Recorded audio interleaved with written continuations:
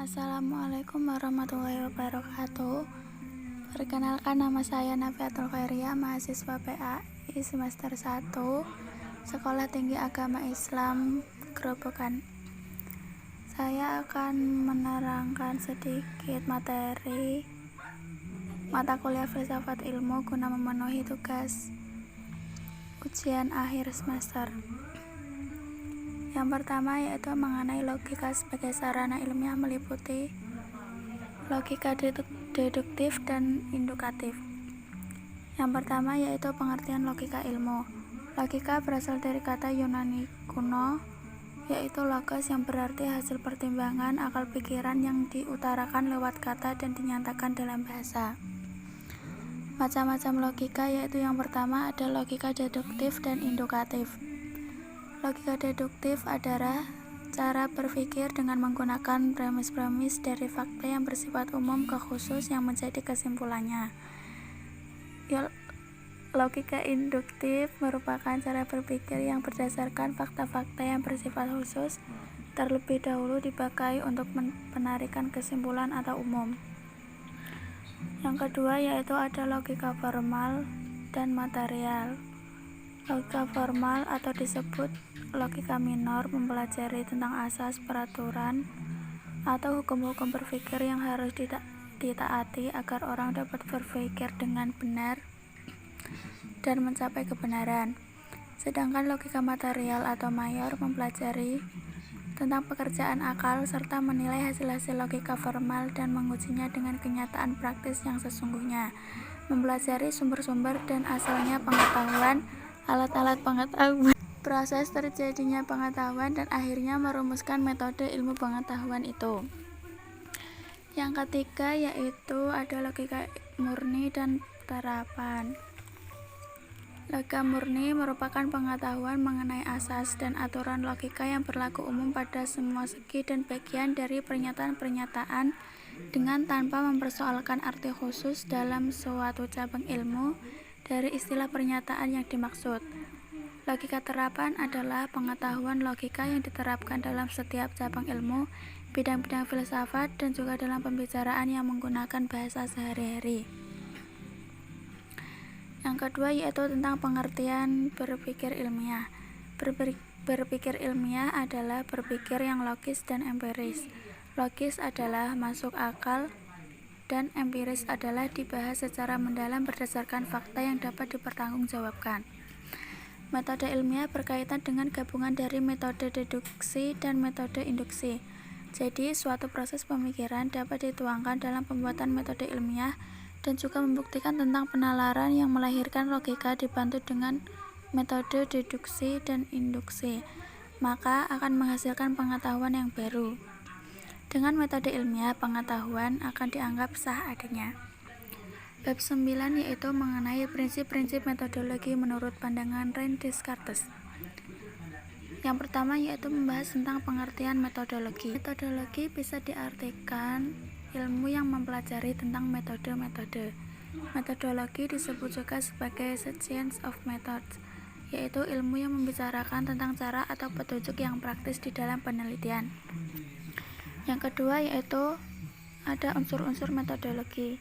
Yang pertama ada interpretasi, yang kedua induksi dan deduksi, 3 koherensi intern, 4 ada holistis, yang kelima ada kesinambungan historis, idealis, komparasi, heuristika, analogikal, dan deskripsi.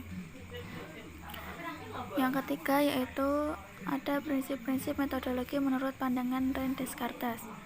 Yang pertama yaitu membicarakan masalah ilmu pengetahuan diawali dengan menyebutkan akal sehat yang pada umumnya dimiliki oleh semua orang. Yang kedua yaitu menjelaskan kaidah-kaidah pokok tentang metode yang akan dipergunakan dalam aktivitas ilmiah maupun penelitian. Yang ketiga yaitu menyebutkan beberapa kaidah moral yang menjadi landasan bagi penerapan metode. Yang keempat, menegaskan pengabdian pada kebenaran yang diacap kali terkecoh oleh indera. Yang kelima yaitu menegaskan perihal dualisme dalam diri manusia yang terdiri atas dua substansi, yaitu res cogitans dan res extensa. Yang keenam yaitu dua jenis pengetahuan, yaitu pengetahuan spekulatif dan pengetahuan praktis. Bab 10 yaitu membahas tentang prinsip-prinsip metodologi. Menurut pandangan Alfred Julius Ayer dan Karl R. Popper. Yang pertama yaitu ada prinsip-prinsip metodologi menurut Alfred. Menurut Alfred, di sini dijelaskan ada dua jenis verifikasi, yaitu yang pertama verifikasi dalam arti yang ketat, yaitu sejauh mana kebenaran suatu proposisi itu mendukung pengalaman secara meyakinkan. Yang kedua yaitu ada verifikasi dalam arti yang lunak, yaitu jika telah membuka kemungkinan untuk menerima pernyataan dalam bidang sejarah atau masa lampau dan ramalan masa depan sebagai pernyataan yang mengandung makna. Yang ketiga, Ayer menampik kekhawatiran metafisika dalam dunia ilmiah, karena pernyataan-pernyataan metafisika merupakan pernyataan yang meaningless atau tidak bermakna, lantaran tidak dapat dilakukan verifikasi apapun. Yang kedua yaitu ada prinsip-prinsip metodologi menurut Karl Raimund Popper. Yang pertama, Popper menolak anggapan umum bahwa suatu teori dirumuskan dan dapat dibuktikan kebenarannya melalui prinsip-prinsip verifikasi. Yang kedua yaitu cara kerja metode induksi yang secara sistematis dimulai dari pengamatan atau observasi secara teliti gejala yang telah diselidiki. Yang ketiga, Popper menawarkan pemecahan baru dengan mengajukan prinsip falsifabilitas, yaitu bahwa sebuah pernyataan dapat dibuktikan kesalahannya. Maksudnya, sebuah hipotesa, hukum, ataukah teori kebenarannya bersifat sementara sejauh belum ada ditemukan kesalahan yang ada di dalamnya. Bab 11 yaitu membahas tentang moralitas ilmu pengetahuan. Di sini moralitas ilmu pengetahuan ada membahas tentang ilmu bebas nilai atau tidak. Yang pertama yaitu ilmu bebas nilai. Menurut Joseph Situmorang menyatakan bahwa sekurang-kurangnya ada 3 faktor sebagai indikator bahwa ilmu itu bebas nilai, yaitu yang pertama, ilmu harus bebas dari pengendalian nilai. Maksudnya adalah bahwa ilmu harus bebas dari pengaruh eksternal seperti faktor ideologis, religius, kultural, dan sosial. Yang kedua yaitu diperlukan adanya kebebasan usaha ilmiah agar otonom ilmu terjamin. Yang ketiga, penelitian ilmiah tidak luput dari pertimbangan etis yang sering dituding menghambat kemajuan ilmu karena nilai etis sendiri itu bersifat universal. Yang kedua, ada ilmu tidak bebas nilai. Ilmu tidak bebas nilai atau valuabon memandang bahwa ilmu itu selalu terikat dengan nilai dan harus dikembangkan dengan mempertimbangkan aspek-aspek nilai. Yang ketiga, tentang moralitas ilmu pengetahuan. Dalam psikologi dikenal konsep diri dan Freud menyebutkan sebagai id, ego, dan superego. Id adalah bagian kepribadian yang dorongan biologi atau hawa nafsu dalam agama dan hasrat-hasrat yang mengandung 2 insting. Ketika manusia memanfaatkan ilmu pengetahuan untuk tujuan praktis, mereka dapat saja memfusikan id-nya, sehingga dapat dipastikan bahwa manfaat pengetahuan diarahkan untuk hal-hal yang destruktif. Etika adalah pembahasan mengenai baik, buruk, semestinya, benar, dan salah.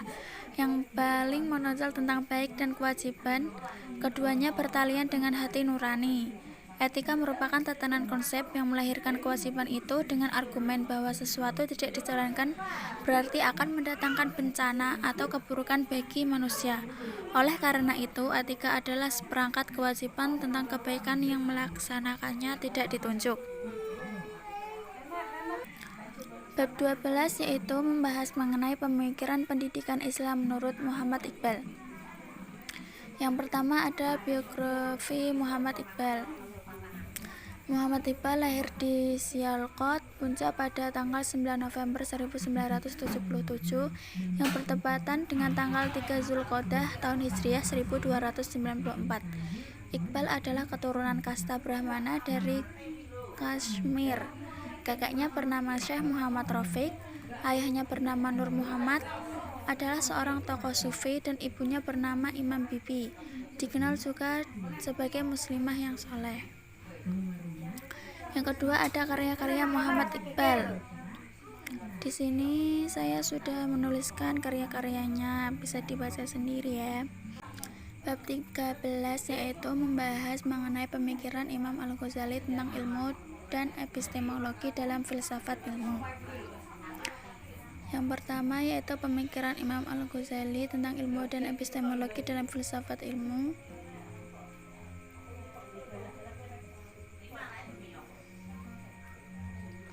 Sebagai seorang filosof muslim, Al-Ghazali selalu mematakan pemikirannya pada adanya kekuatan tersentral, di mana dia senantiasa percaya pada adanya superioritas wahyu kenabian dan intuisi intelektual atas akal. Begitupun juga dalam epistemologinya terlihat nuansa keilahiyahan yang begitu kental. Tapi hal itu bukan berarti menutup pada hal-hal yang bersifat non-transendental. Artinya, dia meletakkan suatu pemahaman tentang hakikat ilmu dalam kesatuan teoretik, yaitu menjurus pada pemahaman ilmu sebagai ilmu Allah yang harus dituntut dan dikaji oleh setiap pribadi dalam upaya membawa dunia dan seisinya ke gerbang kemaslahatan. Dengan demikian, hakikat ilmu versi Al-Ghazali ini secara psikologik dapat mengubah mental umat Islam yang tidak dikotomik menjadi monokotomi, sebab umat Islam telah lama terkungkung oleh pengaruh Barat yang meniupkan adanya pemisahan intelektual antara ilmu agama dan ilmu umum sebagai dua disiplin ilmu yang tidak bisa dipertemukan. Selain itu, makna monokotomik yang terkandung dalam hakikat ilmu versi Al-Ghazali juga membawa dampak yang positif bagi umat Islam, khususnya dalam memahami bahwa setiap ilmu berporos pada tujuan mencari keridhaan dan sebagai upaya pengabdian kepada Allah. Bahkan salah satu puncak prestasi Al-Ghazali ialah memperbaiki keseimbangan antara dimensi esoterik dan eksoterik dalam Islam.